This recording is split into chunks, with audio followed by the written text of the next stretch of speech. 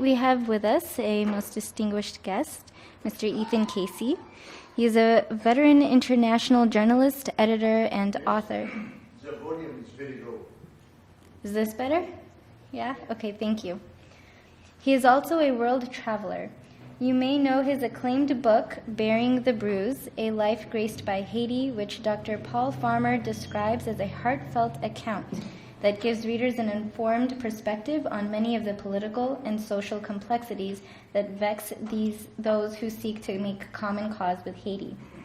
His earlier book, Alive and Well in Pakistan, A Human Journey in a Dangerous Time, has been called intelligent and compelling, The Insights of a Singular, Clear-Eyed, and Human Traveler by Booker Prize shortlisted novelist Mohsin Hamid.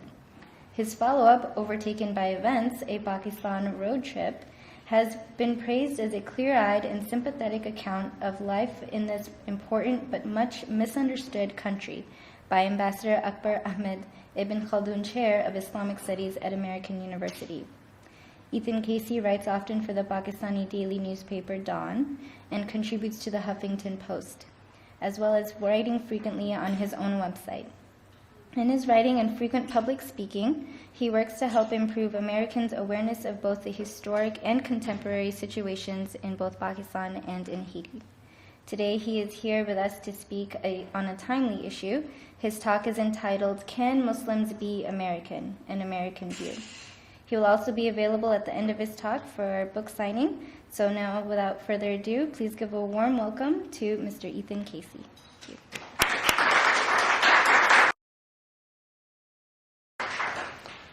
you. Thanks very much to Romana, and thanks to all of you. I've been looking forward to coming, and I know I'm in some distinguished company. Salahuddin Khan, whom many of you know, spoke in this room, I think, fairly recently, and I had the great pleasure of sharing a podium with Salahuddin Saab in Milwaukee just 2 nights ago. The Pakistani community in Milwaukee brought Salahuddin up from here, and a lady named Rachel Williams, who's a great Gori friend of Pakistan who lives in Boston. They flew her from Boston to Milwaukee and I was there as well, to have a pretty big public event that tried to blend the Pakistani, or mix the Pakistani community with the wider American black and white non-Muslim community, and did so very effectively. I think this is just my little infomercial for the Pakistani community of the Milwaukee area. I think they're really setting a great example for other Pakistani, American, and Muslim communities around the United States in terms of what can be done by Muslim communities in terms of reaching out to non-Muslims and helping us all work together for the common good of this country, as well as above all of us as fellow human beings and children of God. Dr. Saab, is my microphone and my collar okay? Good. All right, good. I have to wear this awkward-looking thing here, but I think it'll do the job. Romana gave you a pretty good rundown of my background as a writer. I think I'll tell you a little bit more about what motivates me personally and what I've done and why I do it. But Romana's summary was pretty thorough and to the point. I'm going to do something different than what I had originally planned. I had originally planned to write out. I saw this occasion as an opportunity to write and prepare and deliver a sort of fully fledged statement about Muslims in America from my point of view as admittedly a non-Muslim, a friend of Muslims, a friend of Pakistanis, but someone who is not a Muslim, is very much a non-Muslim, white, mainstream American, but someone who spent a lot of time in Pakistan in particular and who's very concerned with the Pakistani community in particular and more generally Muslims in America these days for a couple of reasons. But I stepped back from that plan and decided, instead of laying a 30-minute prepared text on you, I want to have a conversation. And that's really for a couple of reasons. One is that because of the subject matter that we're dealing with tonight, subject matter that's very familiar to all of you as Muslims and quite familiar to me as well, I know very well that there's always plenty of conversation to be had.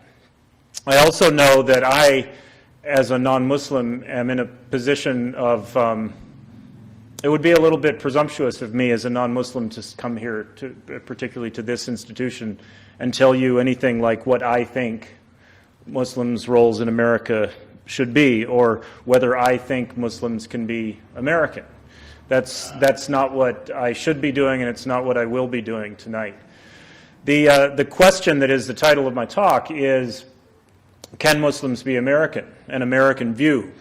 The answer is very short and obvious, so I could make my speech very short. The answer obviously is yes. But it's a more complicated thing than that, of course, because that answer is all too unobvious to too many of our fellow Americans. And so I see part of the challenge that we in this room face, as being how can or should Muslims who are American best and most effectively participate in public life in today's America.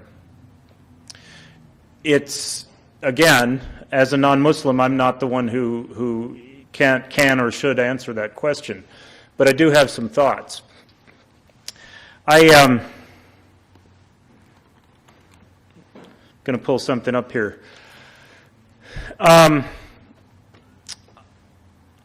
I know from my own experience and also from my own 47 years on this planet and my awareness of American history, one thing I know is that in America, communities that make noise get noticed and get respected. Communities that stand up and insist on being noticed and respected get that. You deserve it regardless. You are entitled to full respect for your position as Americans, fully fledged, fully entitled Americans in this society like anybody else, regardless of your behavior or your public presence.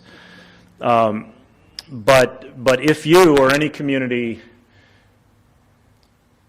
choose to be shy or choose to be cautious or choose not to seek the limelight, for better or worse, you will not be noticed and your situation will not be given priority. That's a fact of American history. Maybe it's a fact of human nature. But one of the things that's essential, fundamental about America is that it's a country of immigrants. And it's a country of various diverse communities. And that's really the wonderful thing about America ultimately, is that in our diversity, in our even in our competition with each other among communities and among priorities and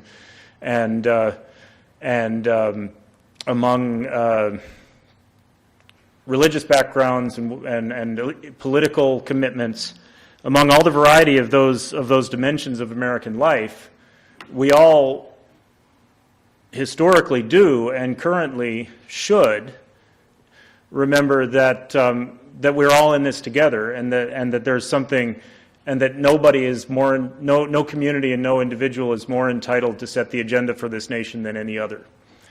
What that means practically, given that this is a country of immigrants, and given that Muslims have been, certainly over the last decade, in a position of feeling a need to defend their position, feeling a need perhaps to play a defensive game and say things like, we're not terrorists. Say things like, we're just like you, we raise our families just like the rest of you, we send our kids to school, we pay taxes. Those are things I hear all the time from my Pakistani and other Muslim friends in America, and it's absolutely true. And I know through my own acquaintances, my own friends, that the Muslims that I know in America are exemplary citizens and exemplary neighbors and participants in their local communities. I made a point at the beginning of singling out, of giving a little infomercial for the Pakistani community in the Milwaukee area, just as one example. But if you do public work or advocacy work only within your own communities, only among other Muslims, or only among other members of your own ethnic communities, and or if you know, and this is a religious virtue, I think, to do good without necessarily needing to be seen to be doing good, right? God sees you doing your zakat or your charity work or any other, you know, helping a school or either say a health clinic here locally in Chicago or a school back in your home country, without necessarily being needing to be applauded for it. That still is good work, regardless of whether anyone other than you and God know about it.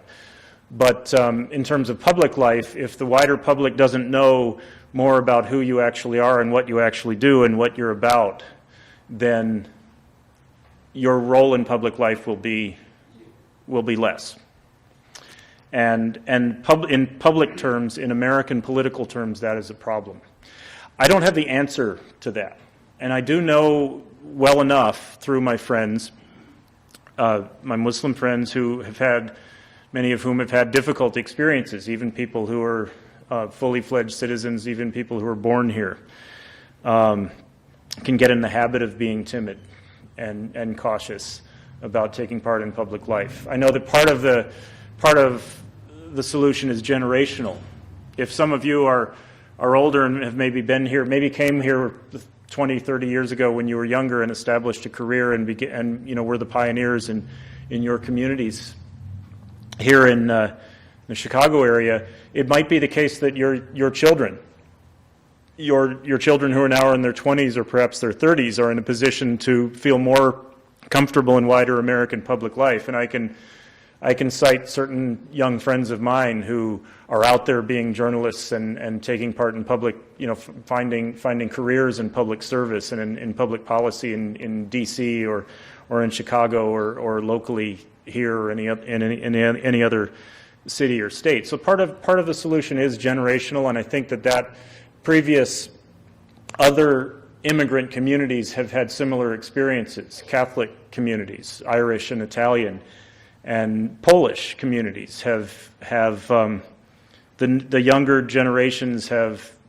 stepped more actively into public life, and that over the course of 2 or 3 generations stands a community in very good stead. But the other dimension, of course, is that Muslims, as I said a few minutes ago, Muslims have been put in the position of being on the defensive. I don't know what any one of you in this room would say about whether that has been your experience. I'm gonna make my remarks brief because I want to hear from you about that. But one thing I know, this is an article of mine from a couple of years ago, Muslims in America, Time for a Movement, ? The question mark is important because, again, I'm not the one who should say whether there should be a movement or not, but I suggest that perhaps it is time for a movement along the lines of the civil rights movement. But I think I say it in this article, and I've made a point of saying it elsewhere, the saying, the best defense is a good offense in football or in any sport. If you're playing a good offensive game, if you're being assertive without being aggressive, without being violent, but putting yourself and your presence and your positions and your priorities out there and taking up political space, then the people who oppose your point of view will not be able to take up that space. In other realms of American public life, I feel very strongly about that too these days. We're in the middle of an election season. I have certain very strongly held views about certain things, and not only in terms of Muslims and Muslim life or American policy toward Pakistan, but as a citizen in terms of other issues. And I feel, for example, that the hard right wing in America has, over certainly the last several years, played a very effective game of being very aggressive, playing a very strong and aggressive offense. If you play football, the obvious goal of playing football is to get to your end zone. You want to keep the other team from getting into their end zone, but if you have the ball, and if you're pushing forward towards your end zone, and you have the ball for most of the time that's allotted to the game, then the other team won't even have the chance to play, much less score. And I think that the hard right, and I don't mean just the Republican Party in general, but the hard right faction has played a very aggressive and very effective offensive game in recent years. Those of us who feel differently about issues in dispute in American public life have an obligation to ourselves and to the wider society to play an assertive, if not aggressive, game as well.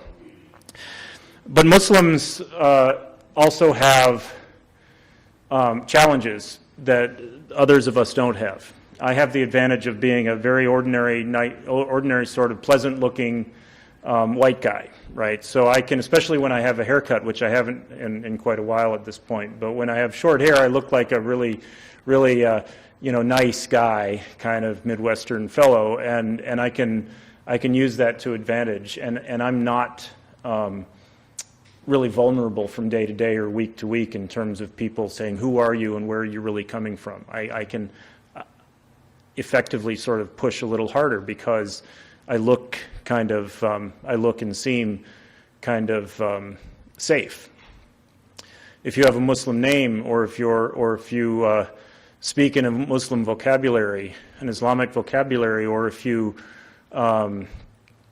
advocate Islamic priorities in this society, some of us know that that's not only just fine, that's wonderful, that's important, and anybody who knows Islamic tradition even a little bit, as I do a little bit, knows that Islamic tradition is fully consistent with the best of American tradition and needs to be incorporated into this country's traditions. But, not to put too fine a point on it, many people out there who look like me don't know that.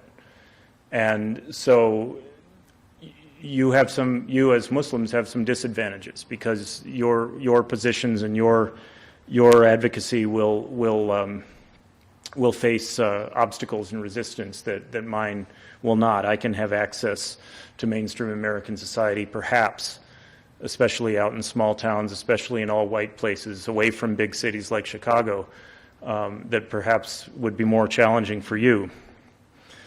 All of that said, though, I come back to my essential point, which is the best defense is a good offense. Groups and priorities and movements that insist on getting noticed are the ones that get noticed and respected and dealt with, and whose priorities end up getting incorporated into broader American priorities.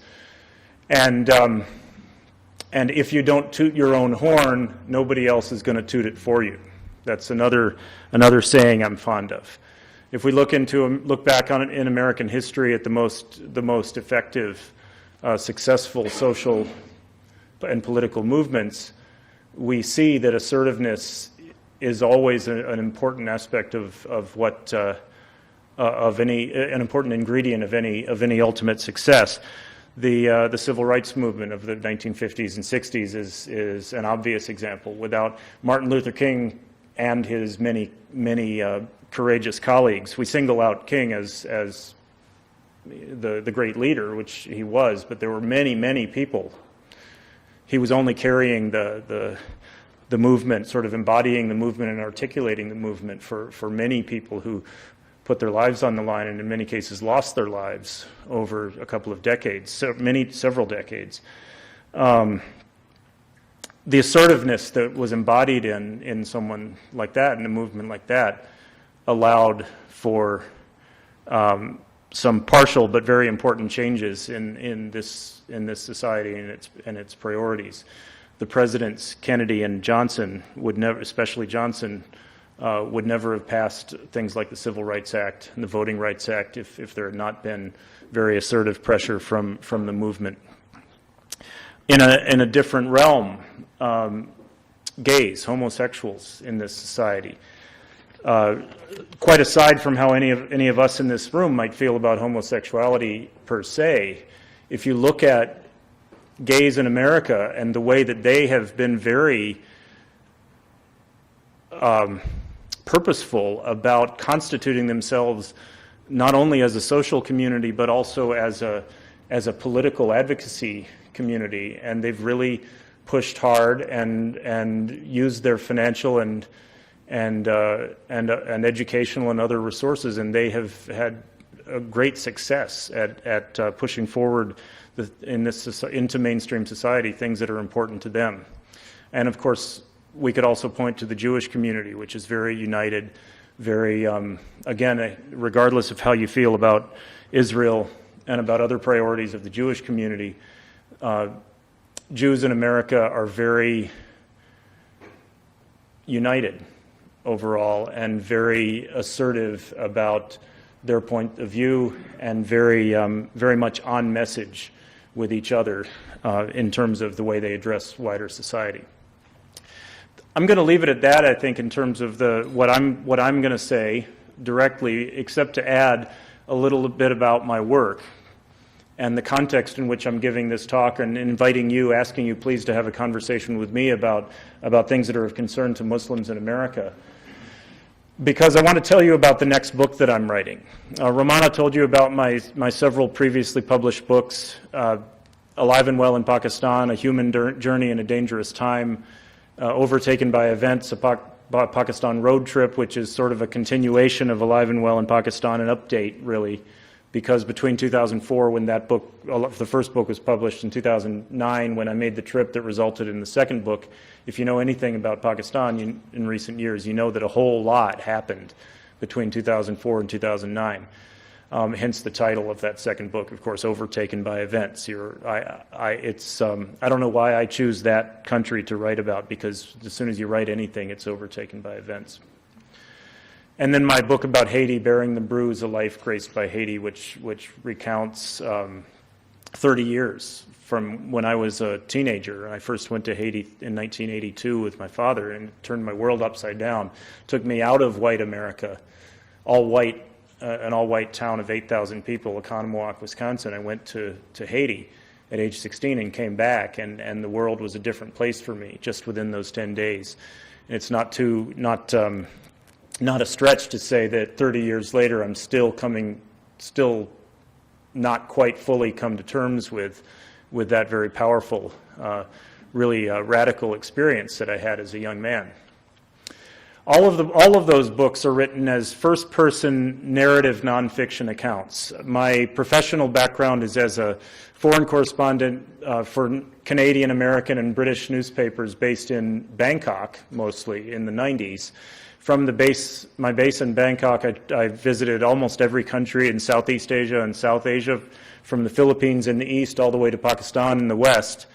Muslim countries, non-Muslim countries, countries that are partially Muslim, like Thailand or Burma or India.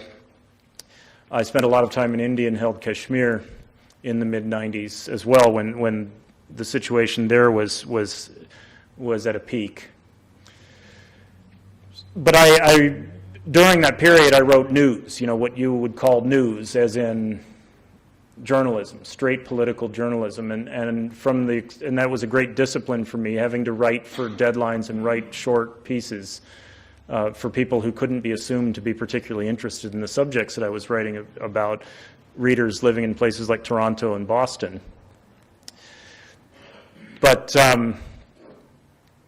that discipline was great, but it also was limiting, because that kind of straight political reporting all too often leaches out the human dimension. What is it about, what are ordinary people living through? What are families trying to raise children in Pakistan living through when there's load shedding, unreliable electricity, when suicide bombers might be coming to your vegetable market tomorrow when you go to buy vegetables for your family, when you have to worry about whether you can safely send your children to school. That experience of ordinary Pakistani people is not particularly made available much by American media to the American media consuming public.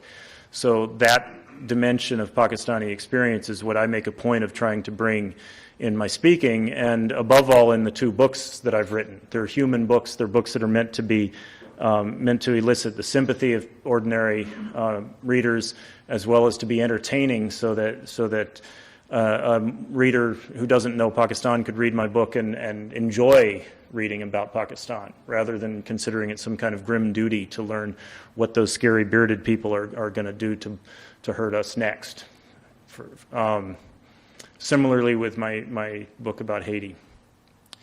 All of that is background to saying that the next book that I'm writing, the book that I'm in the middle of writing right now, is a similar kind of treatment about a similarly disturbed and troubled and unstable society, and that is the United States. The joke way of putting it is, I write about messed up third world countries, so naturally the next book I'm going to be writing about is America. It's not so funny, though, because there's a lot of truth in that. We have an economic crisis that we're still struggling from. This country is very bitterly divided politically. We're in the midst of a bitterly fought and very frustrating presidential campaign. I'm traveling in the midst of that political campaign to hear the stories and the views and perspectives of ordinary people of all walks of life, all ethnic and religious and political backgrounds in every region of the United States. And when I get back to Seattle, where I live, in December, I will have several notebooks full of material and interviews and conversations that will bring a very wide variety of American experiences, American stories, American points of view back to my desk in Seattle, where the next challenge I face will be to try to connect the dots and integrate all of that into a coherent and entertaining narrative that will tell all of us as readers some things we need to know about American society today.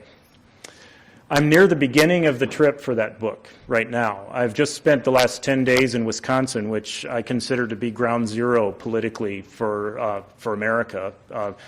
I'm a little bit biased because I grew up in Wisconsin. I know Wisconsin. I don't know other states the way I know Wisconsin, but if you know anything about public events in America the last couple of years, you know that there's been a lot of what has been going on in America has really been going on in Wisconsin, from the occupation of the state capitol in Madison by 80 up to 100,000 people in February and March 2011, at a time when, incidentally, I happened to be in Pakistan. It was really interesting to hear about what was happening in Wisconsin when I was in Pakistan. And to the nomination of Paul Ryan as the Republican vice presidential candidate, to the massacre of Sikhs in the Gurdwara in Oak Creek, south of Milwaukee,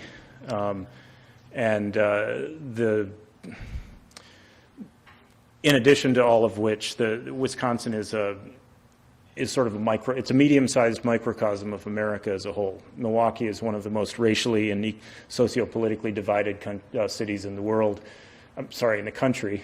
And you go 3-4 hours away from Milwaukee up into central Wisconsin, Marshfield, where I spent a couple of days, and it's a completely different world. Absolutely, completely different world, and Wisconsin encompasses all of that. And so the first chapter of my book is going to be about Wisconsin. I'm here in Chicago for 3 days, and I'm going back to Milwaukee and Madison for a couple of days, and then after that, the rest of my trip begins. I'll be going to Cincinnati for one night, where I'll be staying overnight with an acquaintance of mine who is a Tea Party supporter. He's going to invite me to spend the next morning at his very conservative Christian school, where he sends his children. And then I'll be spending a week in Detroit, going on from there through Pennsylvania, up to Boston, down the East Coast through New York, New Jersey, Philadelphia, Delaware, D.C., Virginia, North Carolina, all the way down to Miami. Obviously, Miami is a fascinating place, and it's a place that's of concern to me as someone who's a friend of Haiti and of Haitians.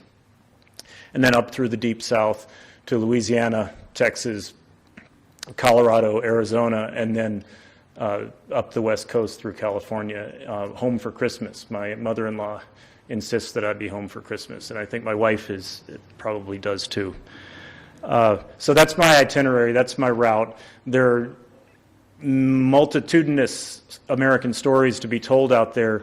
One of the things I hope for from tonight is, in whatever time we have remaining, I hope you consider this an opportunity for you, as Muslims who are American, to tell me what you think I need to hear, what you think I need to know as someone who's writing a book about America, who should be including the stories and the priorities of Muslim Americans.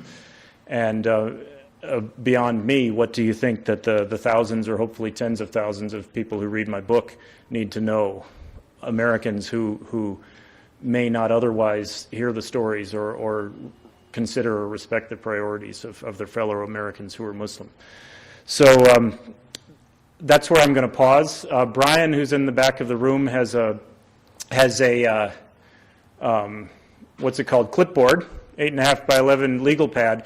If I would invite each of you to give me your name and email address. I'd like to add you to my email list, and that would be a way of you staying in touch with this home free an American road trip project that I'm doing. And you can support the project just by telling other people about it and spreading the word about it. I'm also, in addition to that, if anybody's interested, I'm pre-selling the book. That's pre-sales of that book as well as sales of my other book support my livelihood as well as supporting the costs of this trip and the costs of publishing and promoting the America book as well as my continued work about Pakistan. And in conclusion, I'm on Facebook, so please find me there. Thank you.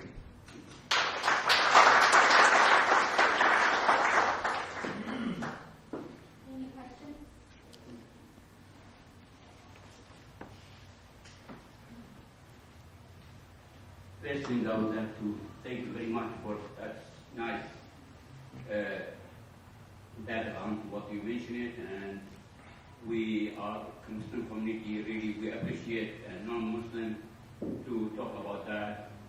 And when you mention that you are non-Muslim, you will be here more than when I talk as a Muslim to the other people.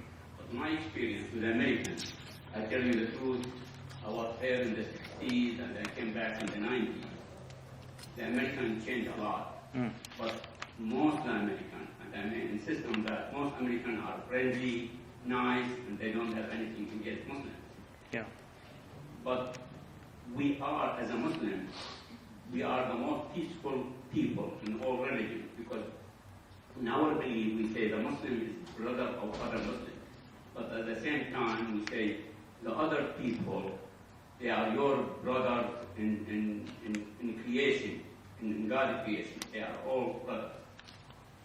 The problem with us is we are not facing against us, except as when we mention the things to other, the problem we have in our, I don't want to say they are Muslim, they are not Muslim. The terrorists, I don't consider them Muslim, and all the Muslims, they will not consider them as a Muslim. They name themselves as a Muslim. They killed not only the Christian and other people, also they killed the Muslim also. And in Iraq, a lot of people been killed as a Muslim by these terrorists.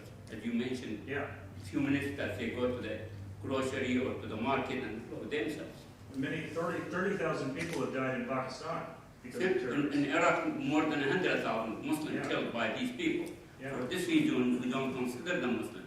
But unfortunately, the propaganda and the media here, they say they are extremist Muslims. They are not Muslim at all. Right. This one thing. Second thing, our thing that we are facing also, the Zionists. I'm not talking about Jews. The Jews are nice people. They believe in Islam and they believe on all religion. The Zionists and the propaganda they have it is all the time they talk about Muslim as a terrorist. Why? Of the problem between Israel and the Arab countries. For this is one of our obstacles there. And they have a lot of control on the media. And you know the media. One in the media have control more than many times when we talk, nobody could hear us. And that is one of the things also. Another point I want to mention, the freedom of talk. The freedom of talk, I know I heard today President Obama was talking about it.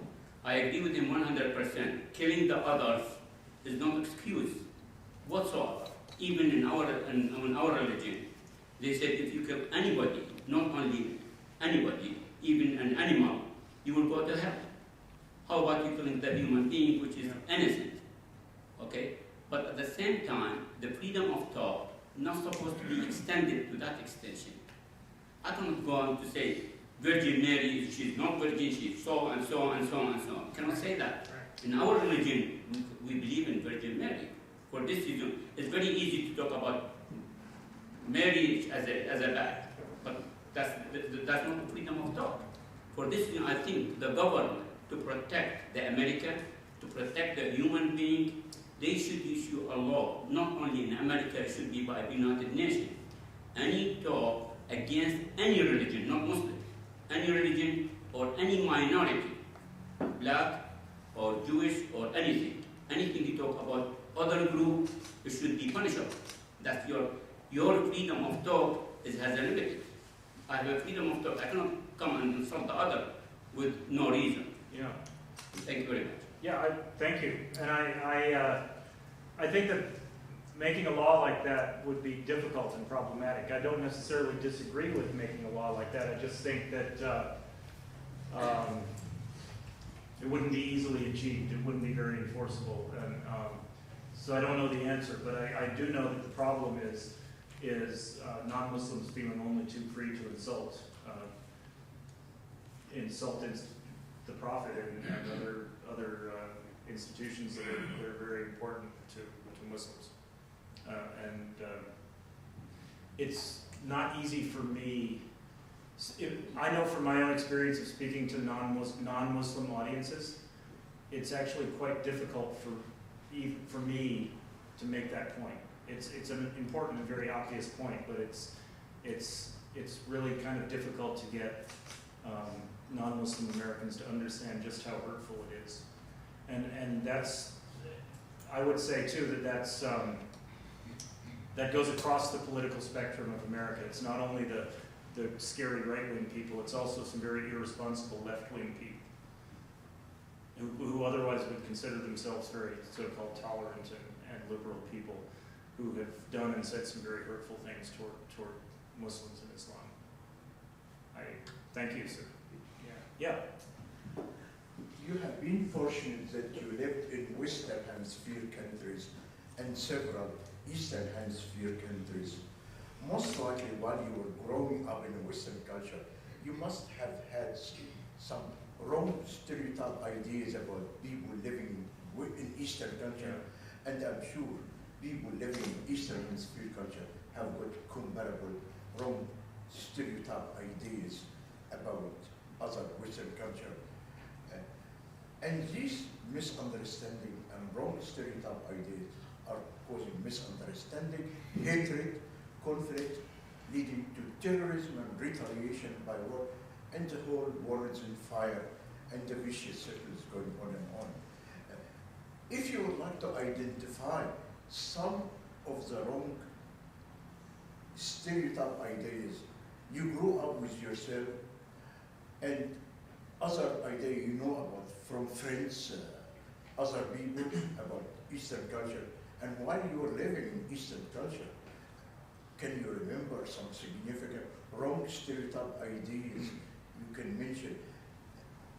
We should be able to address these things and this wrong misunderstanding, clarify them and publish them, and defend that these ideas are wrong, are poisonous, leading to hatred, conflict, terrorism, and can you identify some of that?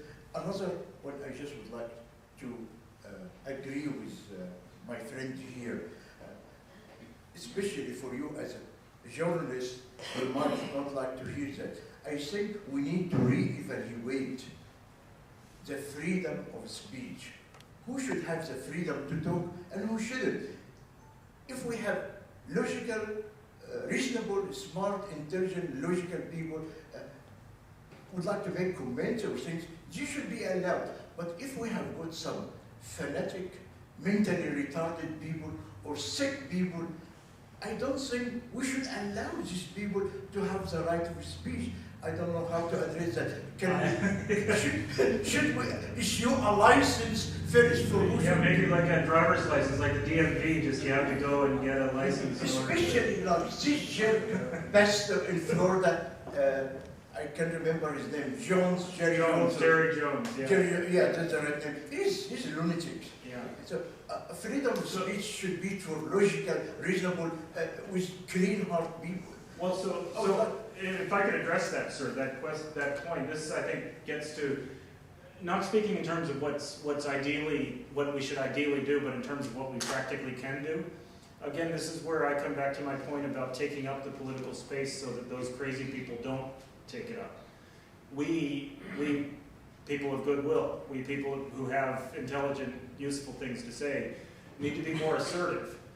We don't, that doesn't mean we should shout just as loudly and use just as ugly language as the crazy people do. It does mean that we need to get back in their face, or get in their face in the first place.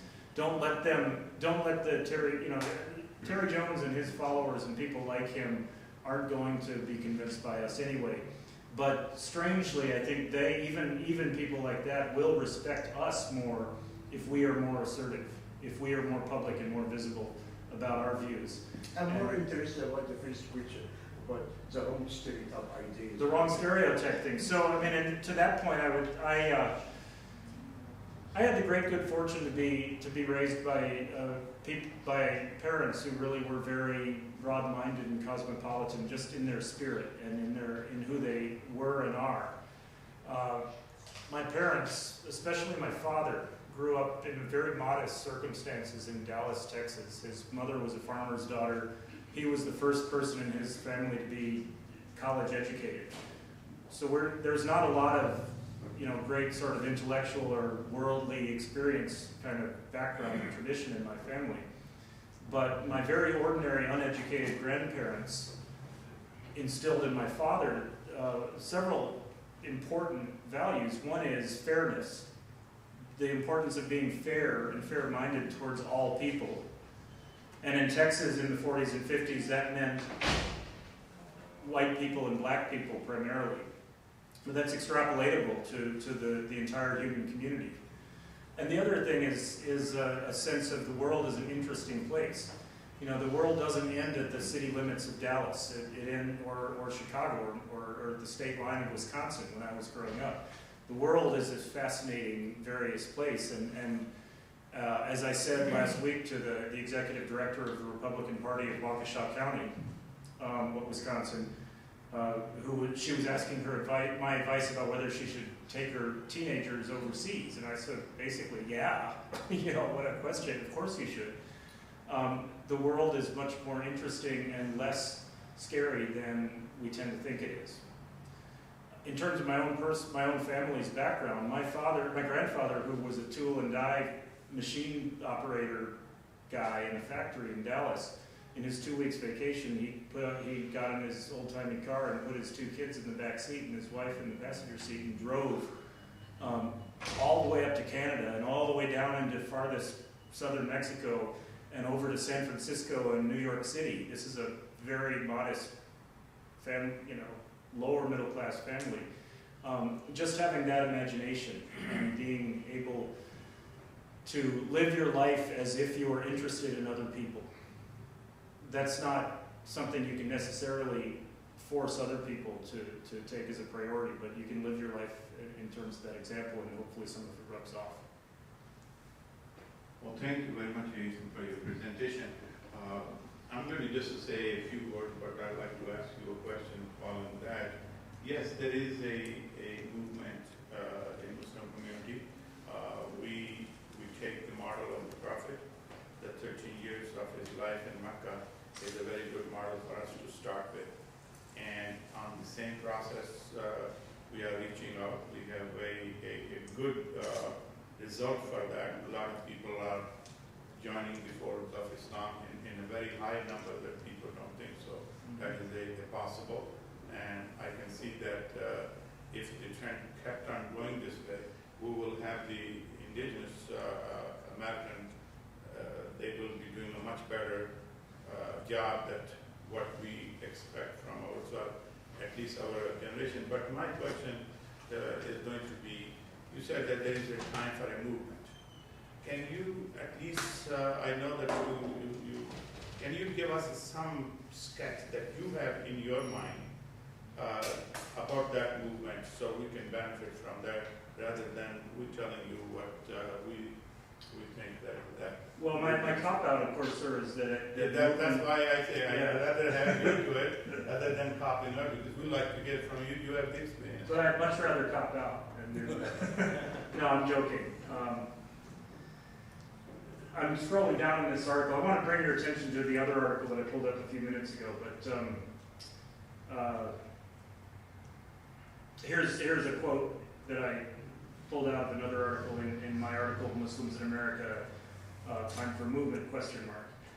These two writers writing in the New York Review of Books, historians of the Roman Catholic experience in America, said, "Must Muslims unequivocally reject all forms of terrorism, especially those Muslims who want to promote full Muslim participation in American society? Of course, that goes without saying. But if the Catholic experience in the United States holds any lesson, it is that becoming American also means asserting one's constitutional rights, fully and forcefully, even if that assertion is occasionally taken to be insulting.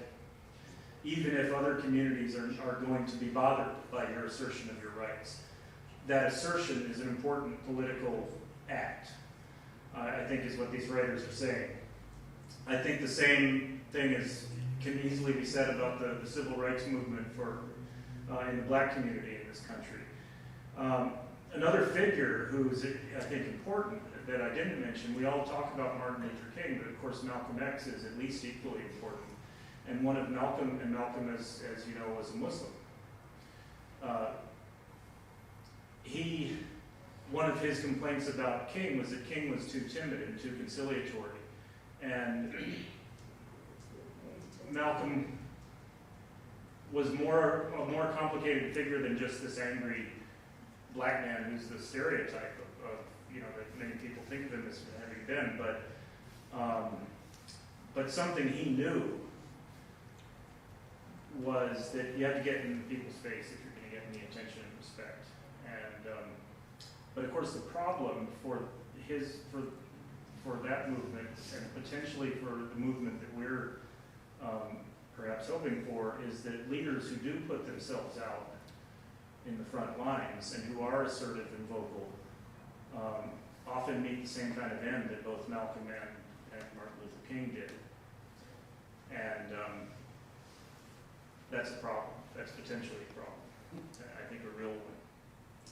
I do know that I can do my part to be a little more perhaps specific in response to your question. I think it's helpful to have friends of the Muslim community who are not Muslims being assertive as I'm trying to be. But there needs to be perhaps somehow organically from within the Muslim communities in America, leadership needs to emerge that will be able to claim the attention of the wider American public in a way that is assertive and just a little bit threatening politically, not threatening in terms of violence or terrorism or anything, that goes without saying, but takes the American public a little bit out of its comfort zone. And that's an uncomfortable thing to do, and I don't know where that leadership is, but I know it needs to come from within the Muslim communities themselves. And I use the word communities plural very purposefully, because I think ethnic divisions and divisions of religious and other priorities within the Muslim communities means that there is not as much unity as perhaps there should be if there were to be an effective public movement. Ethan, I have a Yeah. question. You talked about Muslim and the community here, and you mentioned your relationship with the Pakistan community. For the sake of the audience, most of them are hearing the first time. I want to know how Ethan Casey evolved into this current, Ethan Casey. What made you go to Pakistan, and why did you thought that you want to write books about a country which is for some people is the most controversial society in the world right now because how the West labels it? It sort of goes back to the point, things I was saying to this gentleman a few minutes ago, that first of all, the sense of fairness, that voices and perspectives that are not conventionally going to be heard should be heard, need to be heard, and I'm in a position to be helpful to that. More contingent. Happened to go to Pakistan in 1995 for the first time when there happened to be things happening there that I was interested in. But then that gets to the second main point, which is that again, going back to, I shared some of my family background about how my working class grandfather put his family in the car and drove all over America to show them the world outside Texas. The world is an interesting place. I got as far away from Wisconsin as I possibly could for a long time. Nothing against Wisconsin, but I wanted to see the world, and Pakistan was a very important and very interesting part of the world out there that I wanted to learn about. So I'm just hungry to continue learning, and an aspect of that then that causes me to write books is I feel a responsibility to share what I learn with other people, and I think that's what any good responsible writer does is try to share his or her own education with other people through writing. Yeah.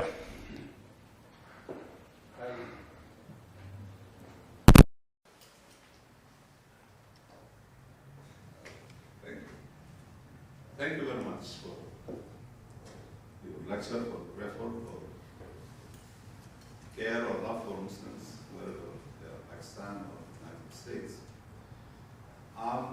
Been in this country for 45 years. I came in 1967 after the 6-Day War, suffered, whatever.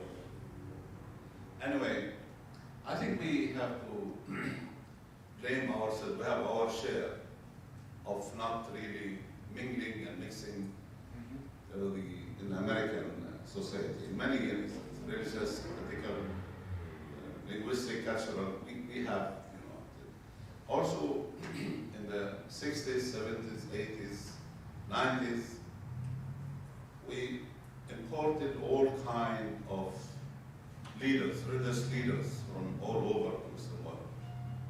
So that kind of ideas, anti-idea of the self-righteous idea. And they were preaching, talking in the mosque, and people somehow perceive like they came, some groups, I don't want to name any group, when they said, we should not mix in the American political system, it's nizam kufr.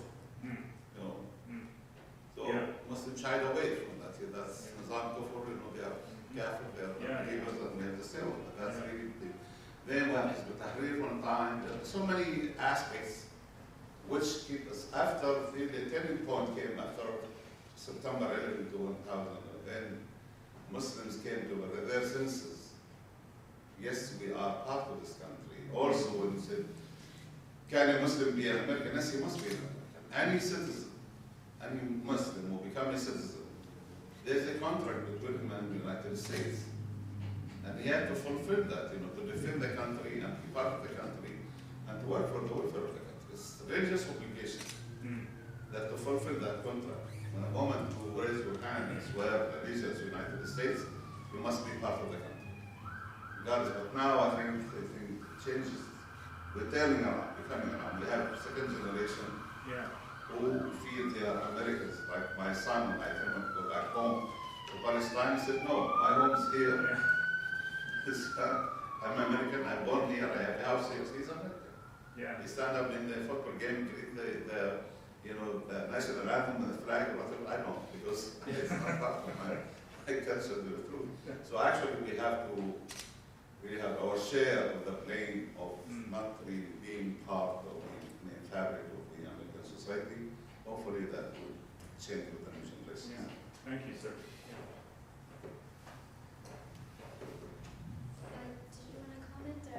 No, I'm right on. I'm with you, sir. That's all I have to say. Is I think that was yeah, sir.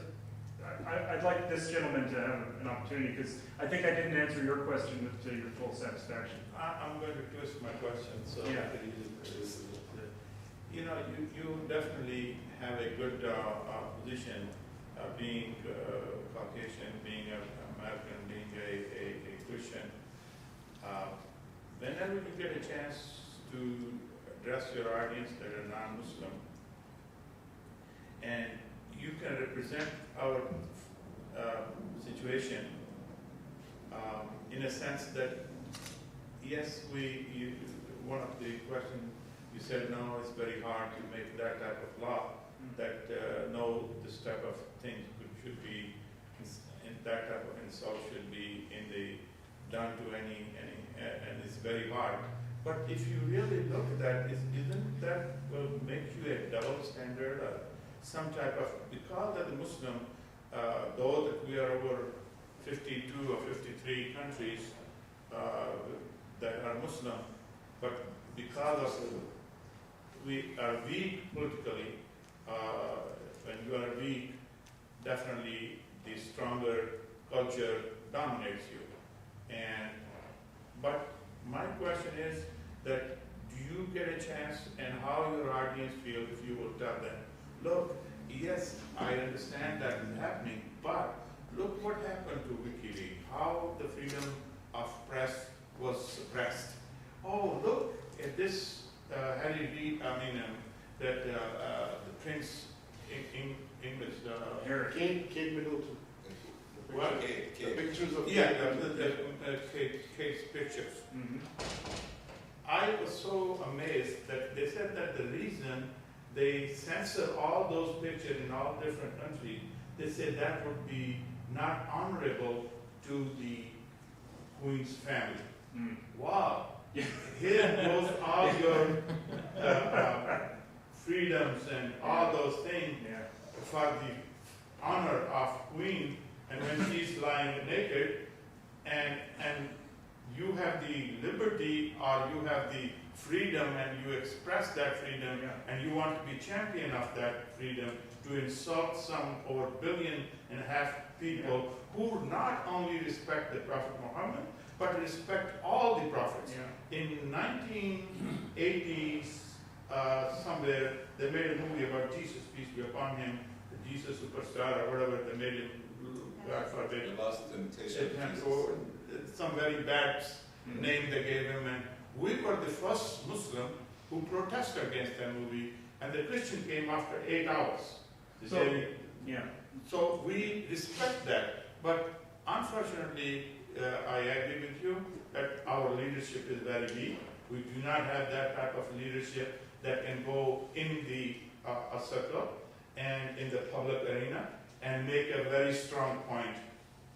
That is, and if you get a chance, I think you should talk on those lines and give a people that idea that I am involved in Dawah.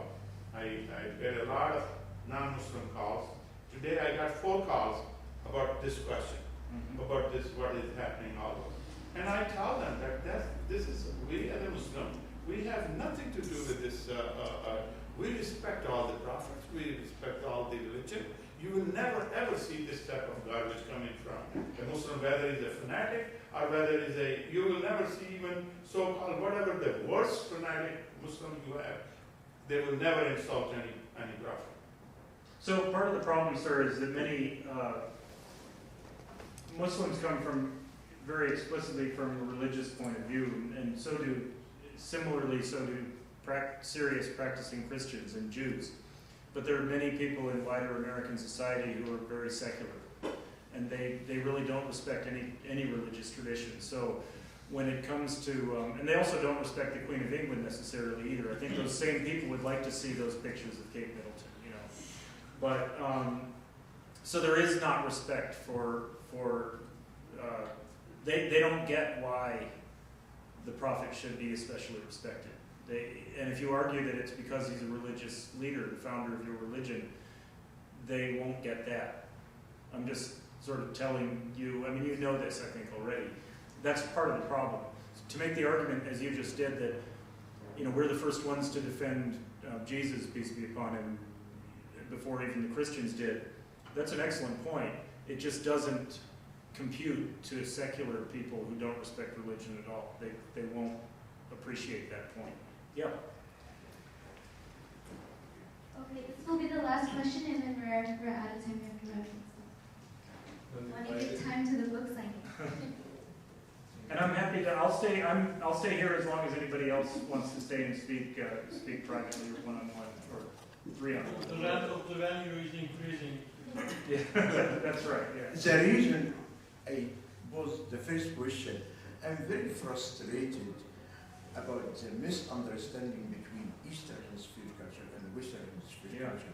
I'm very disappointed that the East does not see the West from their own lenses, and the Western people don't see the Eastern from their own lenses. And I see that's happening at individual level and even governmental levels and diplomat and politician, Secretary of State, head of state. And this is really frustrating. And I think also here in the Western cultures, at individual level and governmental level, people here don't see the other people in their own lenses. And lately I can see a proof or demonstration of that in the comments which our governments are making and our leaders are making, which is very frustrating. Yeah. Like the comments which is happening from the Secretary of State Hillary Clinton and President Obama, they are surprised. They are surprised and amazed about this huge outrage in the Muslim countries about these movies. I'm not surprised at all. I expected that to be happening automatically. There is no surprise at all. So I hear comments from the Secretary of State and the President of the United States. It's almost, hey, there is no justification to overreact. You're overreacting. Cooling down and so. Lack of sensitivity for the Western culture.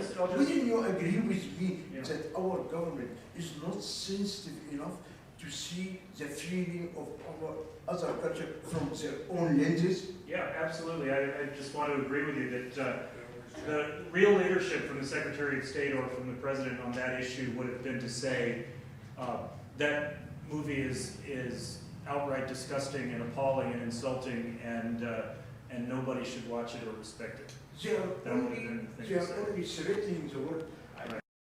People into justice and all this. Right.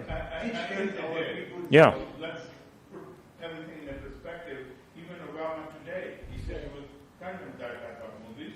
We had nothing to do with that. So let's give that credit. That part, in my understanding, is that look, here, United States, we give billions of dollars to different countries to buy their hate and their animosity against us. What type of foreign policy do we have? That we help Libya, then we get that. We help all the other countries, we give them, but we follow some reason the dictators, the kings, not the public. And we go against the public, and then there is some crazy people like that, one or two, and they jeopardize the whole world. The government of America, our State Department, they and Home Security, rather than doing all the other things that we caught this guy, that guy, they should be watching these people, that one or two people, they just torpedo the whole movement of all the progress that we make, making good relation if we make a mistake. But why are Yeah. you creating? I mean, why do you blame United States government? The one who did it is a cop, he's an Egyptian. He's not even an American. The government, he did it discreetly, he got money, and he claimed he's a Jew, he lied from A to Z about it. And why we have to claim as Muslims or whatever we are, United States government for something they have no idea. So you're right, sir, that the United States government did not make that film. I think the United States government's leaders did have an opportunity to show real leadership. Right, but after the fact, I think they were in a position, they had responsibility to show leadership, vocal leadership against the film. I think Romana is probably very politely hoping to suggest that it might be a good time to wrap up. Thank you very much. Please, let's all give a warm applause. Thank you. Thank you for coming out here, and we have this little gift. Oh, wonderful. Oh, beautiful. Thank you. It's an original Ebru work of art, Oh, wonderful. Thank you very much. Thank you. Sure. My wife lived in Turkey for 2 years and remembers it very fondly, and she'll love this. Thank you. Thank you. Look here. All right. Thanks for the book signing. And join us October 5th. We have Hasan Katabalaban, I'm saying that right, speaking on Turkish relations. So please join us then. Thank you. I'd just like to add, we didn't get time to talk about much else, but I think some of the things that are on my website will interest you. This thing under the speaking tab, some things are just plain wrong. That's the text of a speech that I gave at the United States Air Force Academy in February of this year. There have been a string of incidents involving the U.S. military in Afghanistan, most egregiously that massacre outside Kandahar, and also by the sergeant, and also the 4 Marines who urinated on the corpses of Afghans. And I was in a position to say some very direct, very candid things to U.S. Air Force officers and cadets, and I'm very, very proud of that speech. So, read it. Thank you. Thank you.